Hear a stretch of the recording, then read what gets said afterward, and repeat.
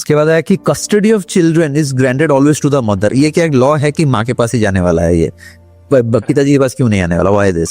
मेरे पास क्लाइंट्स आके पूछते हैं जी I want to custody because I am a better parent. हाँ, मैं बोलता हूँ कि देखो कानून कहता है, ऐसा नहीं है कि कोई ब्लैंकेट बैन है, but the law the statute also says ideally the mother should have the custody specially of a child who is below 7 years of age। ठीक है, दैट्स वन। ओके। बट मैं कहता हूँ चलो that's one, but apart from that मैं husband को ये बोलता हूँ चाहे बच्चा 7 से ऊपर भी हो, आप केस फाइल करोगे वो सालों तक चलता रहेगा, फिर कोर्ट कहती है कि भाई बीवी अब क्यों मदर से हम हटा के दे बच्चे को।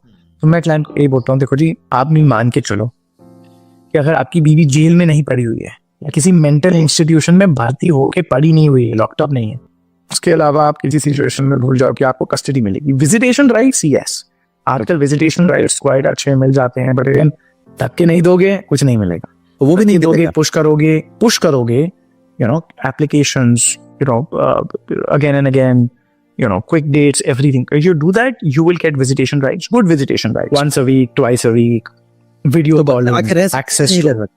आके रह सकता है। देखिए जी ज्यादातर तो कोर्ट्स मना कर देती हैं, ठीक है। कभी कभार कोर्ट्स कह देती है ठीक है overnight, you know 4 to 8 hours together, etc.